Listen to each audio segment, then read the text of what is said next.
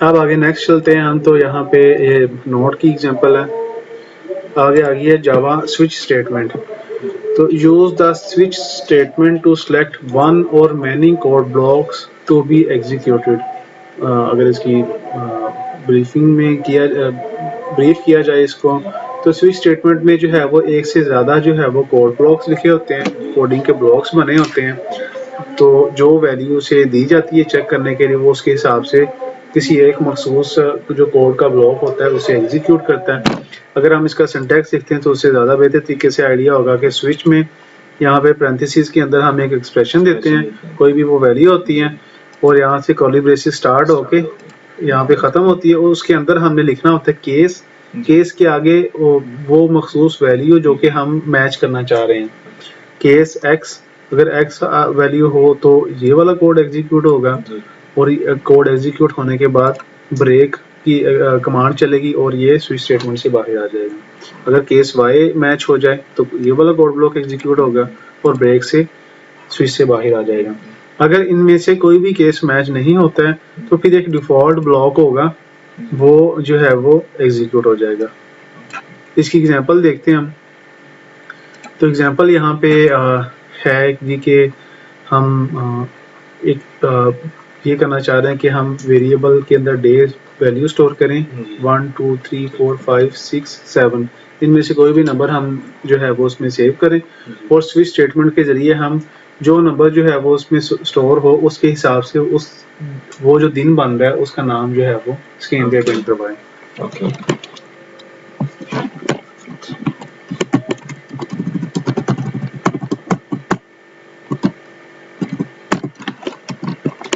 Int day is equal to, मैं 2 करता हूँ, स्विच डे स्विच स्टार्ट होता है यहाँ पे, और केस डे पे 1 आएगा,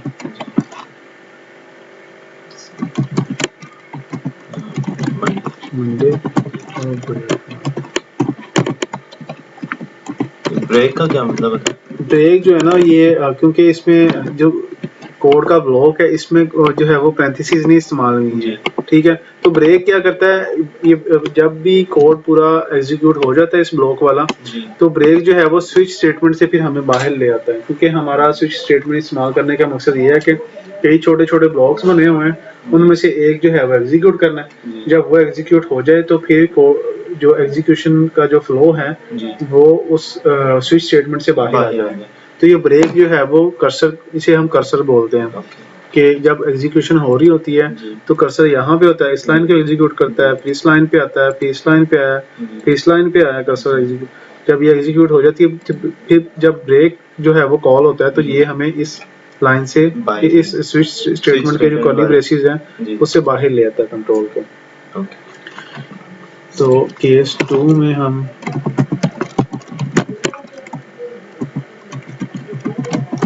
ट्यूजडे ब्रेक, अब इसको हम रन करते हैं।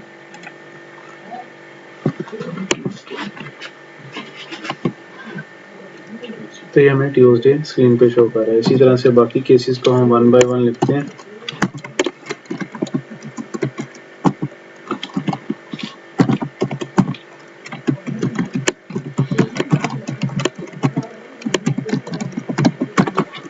अब मैं मज़ीद थोड़ा सा फास्ट करने के लिए इनको कॉपी करूँगा,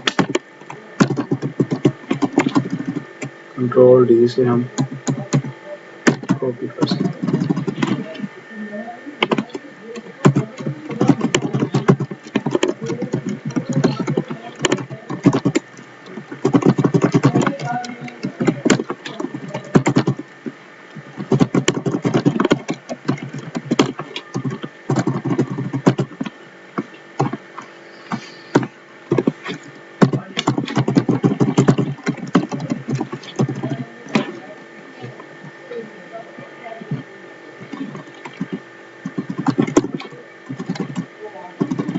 अब ये जो वैल्यू है ये हम यूज़र से इनपुट लेते हैं।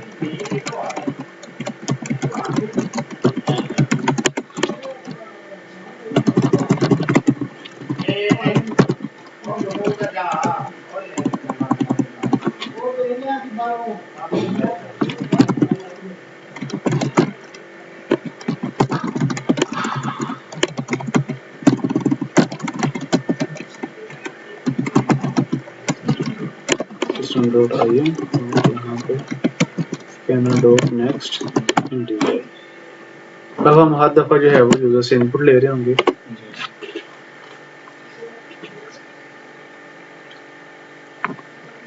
मैं यहाँ पे 1 लिखता हूँ तो ये मंडे जो है वो प्रिंट कर दिया। अगर मैं यहाँ पे 6 लिखूंगा तो ये कौन सा डे प्रिंट करेगा? सैटरडे। और अगर मैं 7 संडे। अगर मैं 8 लिखता हूँ तो फिर बाहर आ जाएगा। कोई भी कोड का जो ब्लॉक है वो एग्जीक्यूट नहीं होगा। तो हमने ऊपर सिंटैक्स में पढ़ा था कि डिफॉल्ट के नाम से भी होता है। अगर कोई भी केस मैच ना हो रहा हो तो वो एग्जीक्यूट होता है डिफॉल्ट वाला। तो इसमें हम लिख देंगे कि please inter day number between 1 to 7।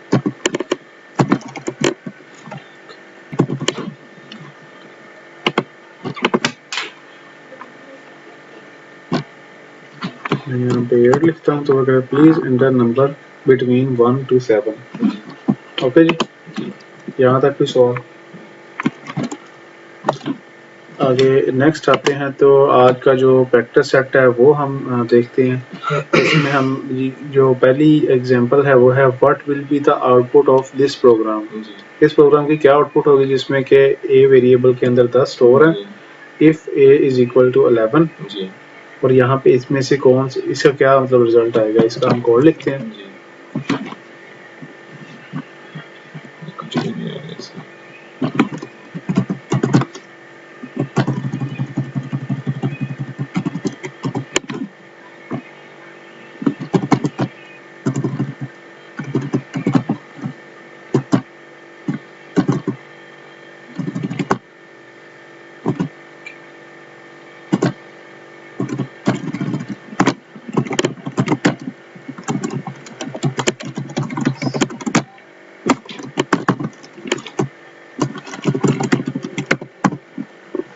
तो सबसे पहले एक वेरिएबल बनाया ए के नाम से और उसमें वैल्यू डन सेव की।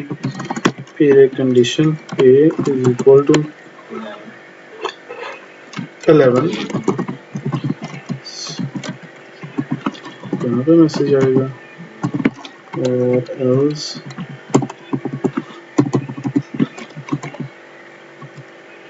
यहाँ पे मैसेज आएगा। पहला मैसेज है जी आई एम 11, दूसरा I am not 11। I am 11, I am not 11। हमने चार्जर लगाया ओके। I am not 11।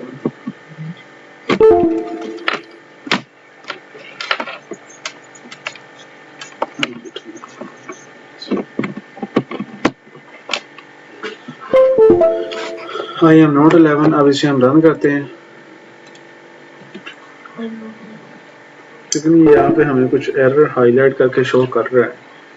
अगर इस पे हम लेके आते हैं तो ये कह रहा कि रिक्वायर्ड टाइप जो है वो बुलियन चाहिए लेकिन जो मिल रही है हमें वो इंटीजर मिल रही है। ठीक है, नीचे फिर कुछ उन्होंने हिंट भी दिया हुआ है, replace is equal to with double equal to sign. मतलब कि ये जो सिंगल इक्वल टू का साइन होता है ये वैल्यू को असाइन करने के लिए इस्तेमाल होता है। ठीक है, अब यहाँ पे हमने क्योंकि वैल्यू को कंपेयर करना है तो उसके लिए हम डबल इक्वल टू का साइन लिखेंगे। और जो हमने सबसे पहले जो शुरू में किए थे इसकी, हाँ जी, वहाँ पे हमने इक्वल नहीं उसमें हाँ हमने बुलियन उसमें इसके लॉजिकल ऑपरेटर्स कंपैरिजन जो ऑपरेटर है उसमें सबसे ऊपर जो है वो इक्वल टू का साइन जो कि कंपेयर करने के लिए इस्तेमाल होता है वैल्यूज को, वो डबल इज इक्वल टू का साइन। नहीं, जो सबसे पहले हमने इफ का जो किया था ना हमने, ये सबसे पहले ये वाला, इसमें डबल इक्वल टू का साइन लगाया। नहीं इफ में अच्छा इफ में हमने वो ग्रेटर देन और लेस देन, हाँ greater than less than use किया था। सही। तो ये यहाँ पे हमने डबल इक्वल टू का साइन लिखा जी। और ये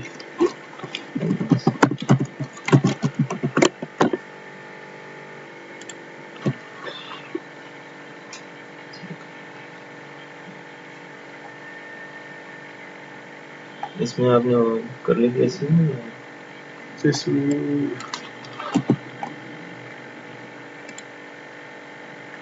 ठीक हो गया। हाँ जी, इसमें कर्ली ब्रेसेस मैं बताता हूँ अभी किस वजह से नहीं लगी हुई है इसमें। आई एम नॉट 11 मतलब इफ पार्ट जो है वो ये वाला कोड एग्जीक्यूट होगा, अगर ट्रू हुआ तो, जी। अगर फॉल्स हुआ तो ये वाला, तो ये आई एम नॉट 11 शो हो रहा है। अब इसमें जो कर्ली ब्रेसेस होती है ना, अगर हमने इफ के बाद जो ट्रू वाला पार्ट है जी। उसमें अगर एक से ज्यादा लाइनें लिखनी है तो फिर हमें कर्ली ब्रेसेस लगानी लाजमी है। ओके। अगर हमने सिर्फ एक ही लाइन लिखनी है तो फिर हम कर्ली ब्रेसेस के बगैर ही वो एक लाइन लिख सकते हैं। इसी तरह एल्स पार्ट में भी एक ही लाइन लिखी हुई है तो हम कर्ली ब्रेसेस ना भी लगाएं तो ये ठीक काम करेगा। इसकी एग्जांपल देख लेते हैं। जिस तरह ये ऊपर वाला पार्ट है, यहाँ पे मैं कह देता हूँ सेकंड लाइन, ये मैसेज प्रिंट करवाता हूँ और ये इसको मैं 10 कर देता हूँ कि कंडीशन ट्रू हो सके। तो यहाँ पे ये देखें जी, एल्स विदाउट इफ, मतलब कि वो एरर दे रहा कि एल्स जो है वो अकेला ही इस्तेमाल किया हुआ है। क्यों? क्योंकि ये जो है वो हमने दूसरी लाइन लिख ली है, अब वो सेपरेट हो गई है। वैसे हम एल्स अकेला इस्तेमाल करें तो एल्स अकेला हम इस्तेमाल नहीं कर सकते हैं, उसकी मतलब वो कंडीशन तो इसी बेस पे लगेगी ना, इफ या तो कंडीशन ट्रू है या फॉल्स है, अगर फॉल्स हुई तो फिर ही एल्स पार्ट आएगा।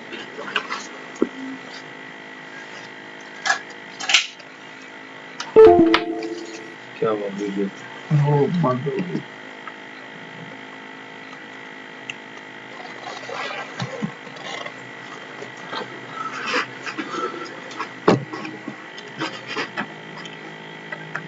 तो यहाँ पे, हाँ जी, यहाँ पे अगर हम कर्ली ब्रेसेस लगा देंगे क्योंकि एक से ज़्यादा लाइनें होगी, हम कर्ली ब्रेसेस लगा के फिर ये एल्स पार्ट जो है वो कंसिडर हो जाएगी। तो हम इसको रन करके देखें।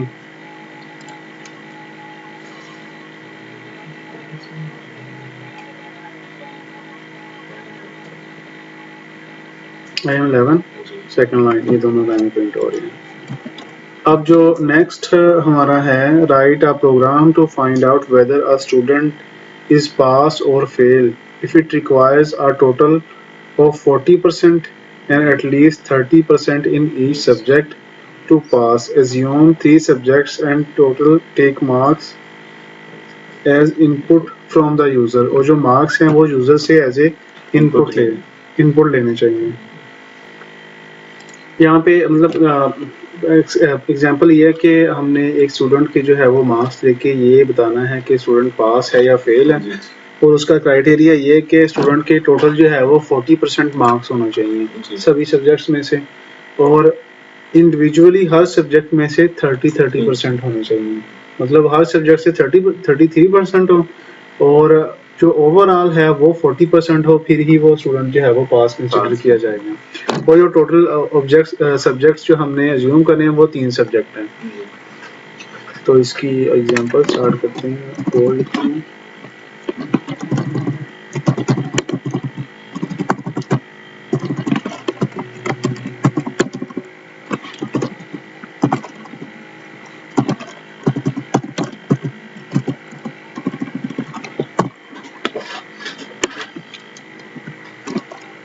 सबसे पहले मैं एक वेरिएबल बनाता हूँ जिसमें total marks of all subjects save करता हूँ। हर सब्जेक्ट के मार्क 100 हम एज्यूम कर रहे हैं, तो इसको हम 3 से मल्टीप्लाई कर देते हैं जो कि सभी सब्जेक्ट्स के मार्क्स होंगे। और जो मार्क्स की जो हर सब्जेक्ट के जो मार्क्स हैं वो हमने यूज़र से इनपुट लेनी है, लेकिन शुरू में हम इसको वेरिएबल में डायरेक्टली असाइन कर लेते हैं। जब हमारा प्रोग्राम मुकम्मल हो जाएगा फिर उसको हम इनपुट के साथ अटैच कर लेंगे।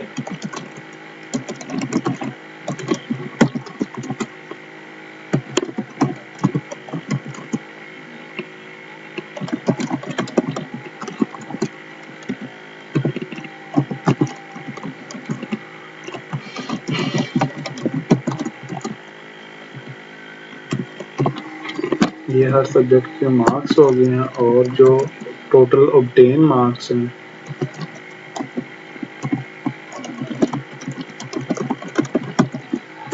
वो हैं English marks plus math marks plus physics marks, तो ये टोटल हमारे ऑब्टेन मार्क्स हो जाएंगे।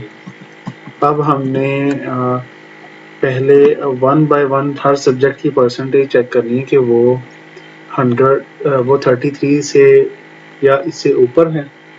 तो एक मैं वेरिएबल बना लेता हूँ इंट रिजल्ट स्टेटस के नाम से, और इसको मैं बाय डिफॉल्ट फॉल्स कर लेता हूँ। और यहाँ पे अगर इसकी वैल्यू फॉल्स हो तो उसका मतलब है फेल है, ये जो हर स्टूडेंट फेल है।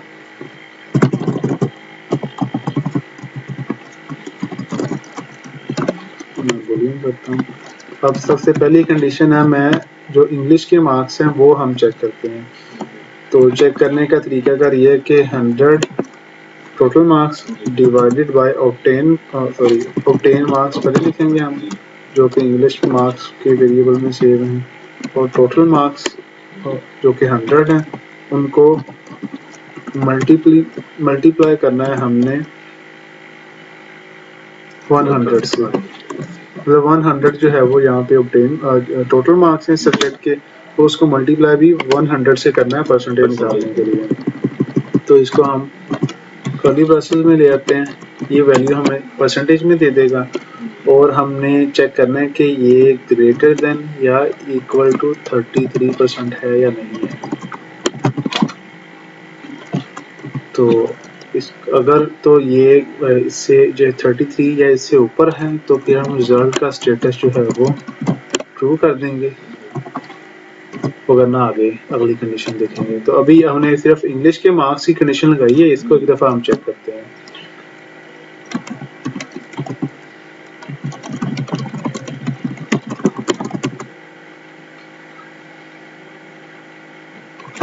यहाँ पे हम एक कंडीशन लगाते हैं रिजल्ट स्टेटस, ये बुलियन वेरिएबल है, या तो ये ट्रू होगा या फॉल्स होगा। अगर ये ट्रू है तो हम प्रिंट करवाएंगे जी student is pass, student pass हो गए। और अगर फॉल्स हो तो फेल। तो इसको हम रन करते हैं। जो ट्रेन इंग्लिश के मार्क्स हैं वो 35 है, मतलब वो 100 में से 35 है तो वो 35% तकरीबन बनेगा। लेकिन ये कह रहा है जी स्टूडेंट इज फेल। अब इसको, लेकिन ये ट्रू होना चाहिए है सही, लेकिन ये होना तो ट्रू था ना यहाँ पे, मतलब कि इंग्लिश के मार्क्स जो हैं वो 35 है, तो वो 33% से तो ज़्यादा ही हैं। ठीक है, लेकिन ये हमें मतलब हमें ये तो पता है कि 35 वैल्यू स्टोर है, लेकिन ये कंडीशन जो है वो फिर भी फॉल्स ही बन रही है। तो इसको हम ये तरीकाकार ये है कि हम इसको कॉपी कर लेते हैं और इसको स्क्रीन पे प्रिंट करवा के पहले चेक कर लेते हैं कि इसकी वैल्यू जो है वो आखिर मिलती क्या है, रिटर्न क्या होती है हमें।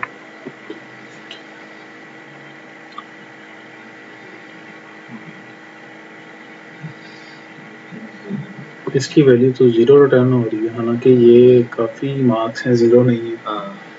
तो अब इसमें ये है कि अब इसको अगर हम क्लीनली इसको देखते हैं एक्सप्रेशन को, तो ये सबसे जो पहले जो अंदर जो है वो इसकी कर्ली पैरेंथेसिस हैं ये एग्जीक्यूट होंगी।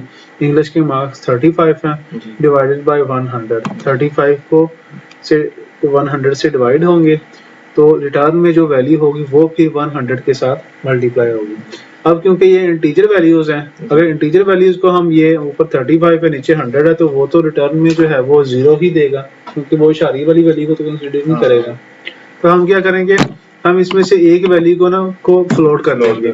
अब इससे क्या होगा कि जब ये एग्जीक्यूट होगी तो जो रिजल्ट निकलेगा इसका वो इशारे में निकलेगा, तो वो जो इशारे वाली वैल्यू होगी वो 100 के साथ जो है वो मल्टीप्लाई होगी। वालेकुम अस्सलाम। आपने हुकूमत से परमिशन ली है ऑनलाइन क्लासेस देने की? ये आप पढ़ा रहे हैं, इसका टैक्स किसने देना है? नहीं, अभी लेनी है परमिशन। आप आए ना, हम बात कर टैक्स लेते हैं। देना हाँ है। आए इस तरफ आए जरा, हम पहले बात आप हमें टैक्स देना है। हम बात कर लेते हैं ना, हम आपस में सर, सुलझा लेते हैं यहाँ पे। नहीं टैक्स नहीं, वरना आप ऐसा करें, ये बात सरकारी दफ्तर आएगा हम तो यहीं पे बात खत्म हम कर यहीं लेते पे- हैं। वो क्या हो रहा है? ये उसके अंदर मेरी भी वीडियो बन रही है। हाँ जी, वो एडिटिंग करनी है, बाद में हो जाएगी। हेलो, ये उस्ताद थोड़ा सही नहीं है, बड़ा ठगी जो। आ जाए बैठे।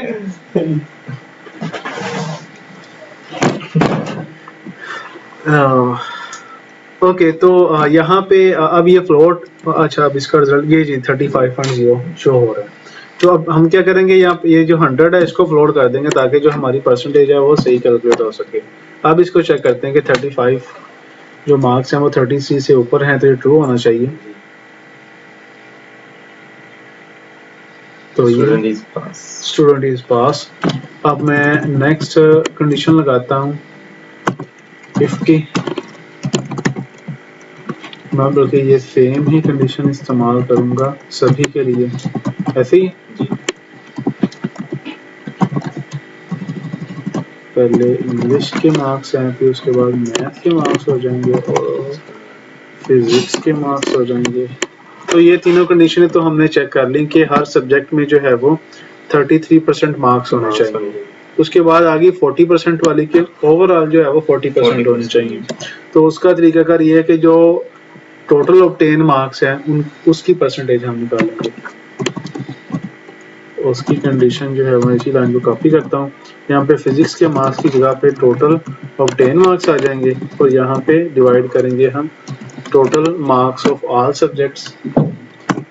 इसमें हमारे जो है वो ऑब्टेन मार्क्स ऊपर ही हमने प्लस कर लिए थे, इंग्लिश, मैथ और फिजिक्स के।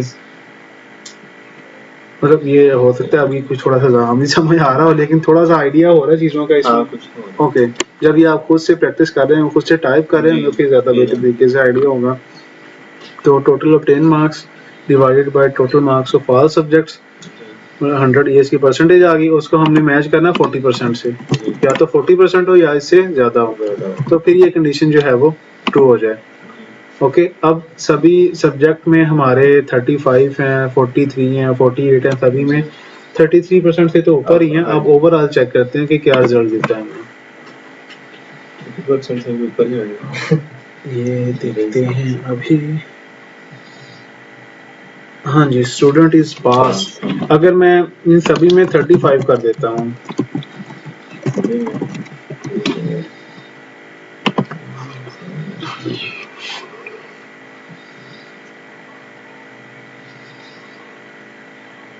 फिर भी पास है, क्योंकि वो हर दफा 2% जो है वो इंक्रीज हो रहा है। तो वो 6 हो जाएगा, लेकिन ये होना नहीं चाहिए। मैं इसकी परसेंटेज निकाल के देखता हूँ, इसको डायरेक्टली जो है वो स्क्रीन पे प्रिंट करके देखते हैं क्या कहता है।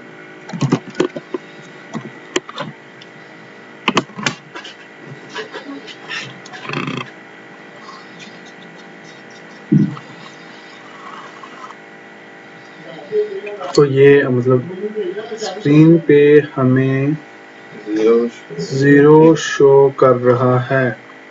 उसकी रीज़न ये है कि ये दोनों जो है वो इंटीजर हैं। इनमें से किसी एक वेरिएबल को जो है वो मैं फ्लोट कर लेता हूँ और अब रन करता हूँ।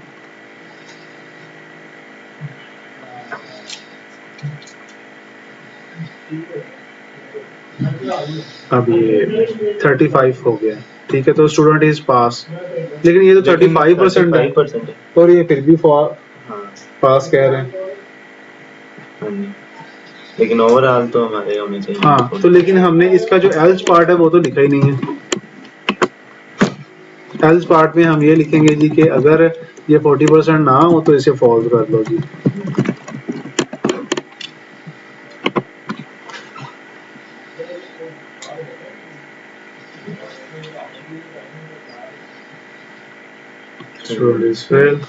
क्योंकि उसके मार्क्स जो है वो 35% बन रहे हैं।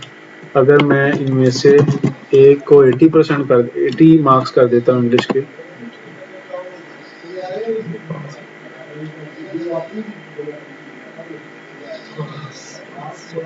स्टूडेंट अभी भी फेल आ रहा है।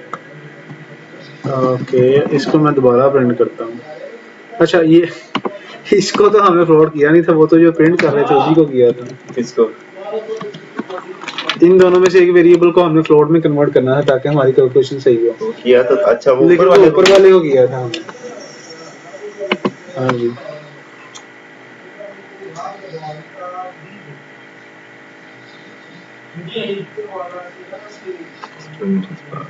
ओके। अब मैं ऊपर जाता हूँ और यहाँ पे हमने वो कंडीशनें तो देखनी 33% हो तो हर सब्जेक्ट में पास होगा। अगर मैं किसी एक सब्जेक्ट में 32 कर देता हूँ तो वो 32% हो गया, तो इसका मतलब है कि वो फेल हो गया। ऐसे ही एक सब्जेक्ट अगर एक सब्जेक्ट में भी फेल है तो वो ओवरऑल फेल ही है ना। हाँ फिर ठीक है, तो अब यहाँ पे ये इसे क्या कि स्टूडेंट इज फेल शो करेगा ना। हाँ जी।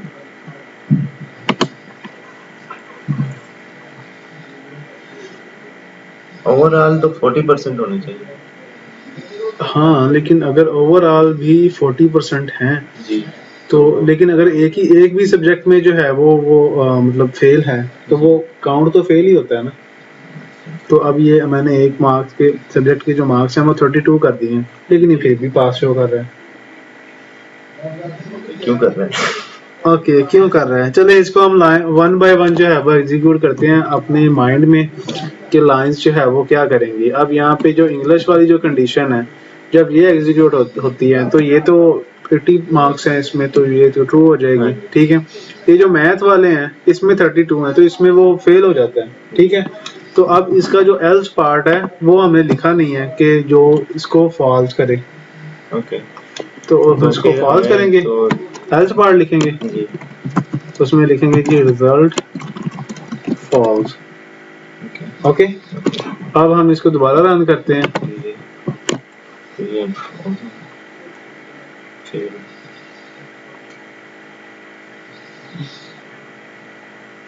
तो ये पास कह रहे हैं। ये कोड मैं यहाँ पे ये देखता हूँ, मतलब मुझे आइडिया है कहाँ पे मसला आ रहा है, लेकिन मैं ये वन बाय वन दिखा रहा हूँ कि जब ऐसे करते हैं तो ऐसे वन बाय वन करके जो है वो स्टेप बाय स्टेप सोल्यूशन निकलता है। अब यहाँ पे देखें कि ऊपर वाली कंडीशन में तो फॉल्स होगी, ये result is equal to false हो जाएगा, लेकिन जब नीचे फिजिक्स की कंडीशन मैच होगी तो वो क्या करेगा, फिर वो इसको ट्रू कर देगा, वो उसको फिर ट्रू कर देगा। अब हमने पढ़ा था इफ एल्स का सेक्शन, तो हम क्या करते हैं, पहली कंडीशन है इफ की कि अगर ये कंडीशन ट्रू हो तो ये रिजल्ट ट्रू हो जाए, अगर नहीं तो फिर एल्स पार्ट एग्जीक्यूट हो। एल्स पार्ट में इसे तो फिर हमें इसे इंग्लिश में भी हमें करना पड़ेगा और इसे फॉल्स, फिजिक्स में भी करना पड़ेगा। हाँ फॉल्स करते हैं। ठीक है, यहाँ पे भी लगा दिया, और अब एक एल्स पार्ट हम यहाँ पे भी लगाते हैं, result is equal to false. ऊपर वाली कंडीशन में भी फॉल्स कीजिए। ठीक है, ओके जी। अब दोबारा इसको चेक करते हैं। अब तो किसी भी एक सब्जेक्ट में भी जो है वो फॉल्स हो गए तो मतलब फेल हो गया तो वो ओवरऑल फेल ही कंसिडर होगा, लेकिन ये अभी फिर पास आ रहा है। अब अगर मैं देखूं तो ये जो तीनों कंडीशन है ये तो मैंने अभी लिख भी ली हैं, माइंड में अपने एग्जीक्यूट करके भी देख ली हैं, ये तो ठीक है। इससे नीचे देखते हैं कोई है चीज ऐसी, तो नीचे जो 40% वाली कंडीशन है वो ट्रू हो जाती है। जी ऐसे ही है, मतलब कि इसके मार्क्स अगर एक सब्जेक्ट में वो फेल भी है तब भी वो है तो 40% से तो ऊपर ही है उसके ओवरऑल जो देखे जाए, 49% बन रहे हैं। लेकिन अगर हमारा तो ये सिनेरियो कि तीनों में से अगर एक में भी फेल है तो ओवरऑल जितने भी उसके बन रहे हैं वो कंसीडर फेल ही होगा। तो अब ये वाली जो कंडीशन है इसको हमें कहीं कुछ करना पड़ेगा। हम क्या करेंगे, ये वाली जो कंडीशन है ना इसको उठा के सबसे ऊपर ले जाएंगे, मतलब 40% वाली पहले कंडीशन चेक करेंगे जी मतलब आपने देखा होगा उस उन्होंने जो एग्जांपल है हमारी उसमें भी पहले 40% वाली कंडीशन को जो है वो उसकी बात की ताकि हम कोड लिखते हुए 40% जो है वो पहले लिखें ताकि वो जो मसला आ रहा है वो हमें फेस ना करना पड़े। तो हम इसको कट करके कंट्रोल एक्स किया और सबसे ऊपर जो है वो ये 40% वाली कंडीशन मैच करके देखते हैं। अब इसको मैं रन करूंगा तो अब स्टूडेंट पास होगा या फेल होगा, मतलब जो हमारी लॉजिक है उसके हिसाब से ये पास होना चाहिए या फेल होना चाहिए। अब तो ये फेल होना चाहिए, फेल होना चाहिए। अब इसको रन करके देखते हैं हम। लेकिन 49% है ना, हाँ, तो फिर तो पास होना चाहिए। लेकिन अगर एक सब्जेक्ट में फेल हो अगर फिर फेल होना चाहिए, फिर फेल होना चाहिए। तो ये स्टूडेंट अभी रन होना है, इसने नहीं हो गया। रन किया, स्टूडेंट इज पास। माइंड से बाहर जा रहा है। माइंड से बाहर जा रहा है, चले ठीक है। अब इसमें ना एक और चीज है कि ये जो पहला सब्जेक्ट है उसमें वो पास है जी। जी, रिजल्ट ट्रू हो गया। दूसरा सब्जेक्ट मैथ्स, उसमें वो पास है नहीं, 32 मार्क्स है उसमें, ओके। तो ये फॉल्स हो जाएगा। और तीसरा जो है वो उसमें वो पास है, हाँ। तो उसमें भी ट्रू हो जाएगा। अब हो क्या रहा है कि यहाँ पे तो कंडीशन फॉल्स हो जाती है, मतलब जी। वो रिजल्ट का स्टेटस का जो वेरिएबल है वो फॉल्स उसमें सेव हो जाता है, जी। लेकिन यहाँ पे आगे वो फिर ट्रू हो जाता है वो भी होता है। वो। लेकिन जो प्रॉपर फ्लो उसमें तो ऐसे ही होना है। तो अब इसमें ये होता है कि इफ एल्स का तो हमने पढ़ लिया, हम ऐसा भी कर सकते हैं कि ये जो एल्स है इसके आगे भी कंडीशन दे सकते हैं। मैं यहाँ पे ऐसे करूंगा, ये लाइन खत्म की, ये जो पहली कंडीशन है उसके बाद एल्स लिखा और आगे फिर इफ लिख दिया, मतलब मैं ये वाली कंडीशन जो है वो ऐसे कर दी। इफ कंडीशन ये लगी हुई है, अगर ये ट्रू हो तो ये एग्जीक्यूट होगा, और अगर ये फॉल्स होगी तो फिर एल्स पार्ट एग्जीक्यूट होगा, लेकिन एल्स पार्ट के आगे हमने एक और इफ कंडीशन दी हुई है, वो चेक होगी। अगर ये ट्रू होगी तो ये, वगरना इसका एल्स पार्ट, इसके एल्स पार्ट में फिर हम ये फिजिक्स वाला हिस्सा दे देंगे ऐसे।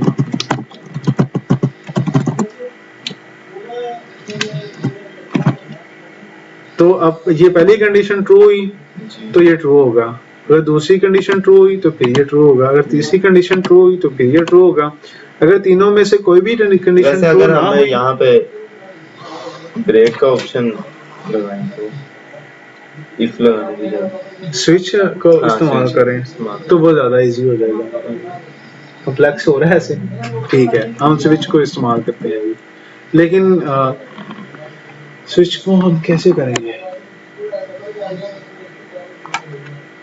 ये इसमें ऐसे ही होना है। इसको मजीद जो है वो हम देखें, मतलब इफ एल्स इफ का जो स्ट्रक्चर है ये थोड़ा सा आइडिया हो गया इसका हाँ आपको, जी, इसका आइडिया। कि इसमें होना ये है कि इन सभी में से ये सबसे पहली कंडीशन पे चेक करेगा, जी अगर ये ट्रू हुई जी तो ये इसको एग्जीक्यूट करेगा और कंडीशन से बाहर आ बाहर आ जाएगा, जाएगा। ठीक है। जी लेकिन उससे जो है वो ये दूसरे वाला जो है वो चेक नहीं हो हाँ पाएगा। जी।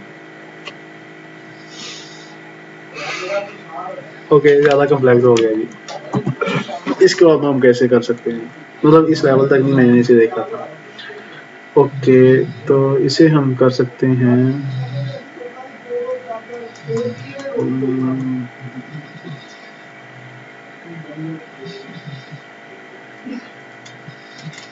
इसको हम ऐसे कर सकते हैं, हमने एंड ऑपरेटर पढ़ा, हाँ जी एंड ऑपरेटर में हम एक टाइम पे एक से ज्यादा कंडीशन लिख सकते हैं, हाँ जी ठीक है।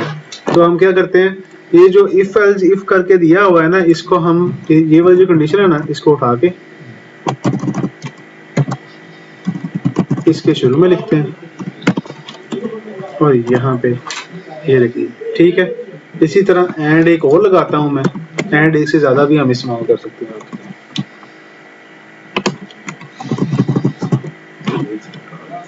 और यहाँ पे ये लगा दिया। अब इसमें होगा ये, अब इसमें होगा ये कि ये वाली एक कंडीशन है, एक ये कंडीशन है और तीसरी ये कंडीशन है। अब जब ये तीनों ट्रू होंगी तो फिर ही जो है वो इफ कंडीशन ट्रू होगी। तो लेकिन इसमें फिर मसला नहीं आएगा आपको? क्यों? अगर वो ऊपर एक में अगर वो फेल हुआ, हाँ, अगर एक में भी वो फेल हुआ तो कोई एक कंडीशन भी इसमें से फॉल्स होगी तो ये सारी कंडीशन फॉल हो जाएगी। लेकिन एंड मतलब का तो ये है ना कि दोनों ट्रू होंगी, दोनों ट्रू होंगी तो फिर हाँ जी, ही जो फिर है true वो ट्रू होगा। हाँ जी। तो इसमें तीन कंडीशन है, हाँ जी तो तीन कंडीशन में अगर तीनों ट्रू होंगी तो फिर ही जो है वो ओवरऑल ट्रू बनेगा। अगर तीनों में से एक भी फॉल्स हुई तो वो पूरी जो स्टेटमेंट है वो फॉल्स रिटर्न करेगी, ठीक है। अब ये हमारी वो कंडीशन यहाँ पे चेक होगी ये सारी एक ही जगह पे। अब हम इसको रन करेंगे तो ये हमें स्टूडेंट इज फेल रिटर्न करेगा।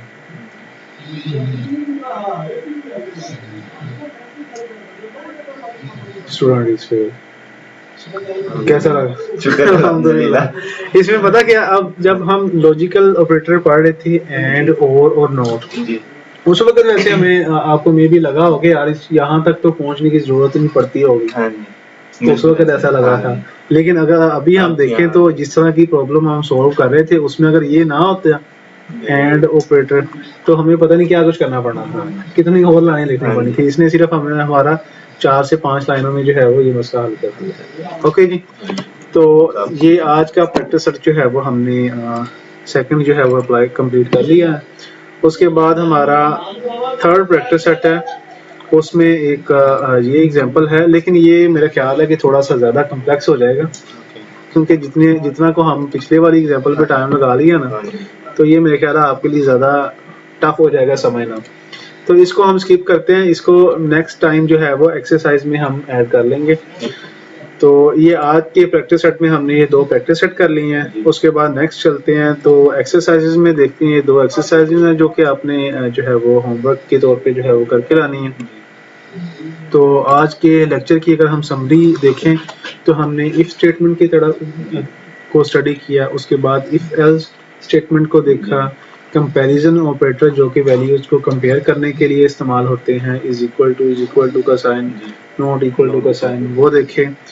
और स्विच स्टेटमेंट देखी कि अगर एक से ज़्यादा कोड ब्लॉक्स हैं हमारे तो उसको बेहतर तरीके से अगर कोड हमने लिखना है तो उसके लिए स्विच स्टेटमेंट इस्तेमाल कर सकते हैं। लॉजिकल ऑपरेटर्स को देखा जो कि एंड और नॉट के नाम से हैं, जो कि एक से ज़्यादा जो कंडीशंस होती हैं उनको आपस में मिलाने के लिए इस्तेमाल होते हैं। और कुछ प्रैक्टिस सेट थी जिसमें हमने 2 एग्जांपल्स की और लास्ट पे कुछ एक्सरसाइजेज होमवर्क के लिए। तो अभी के लिए इतना ही, मिलते हैं नेक्स्ट लेक्चर में। अल्लाह हाफिज़।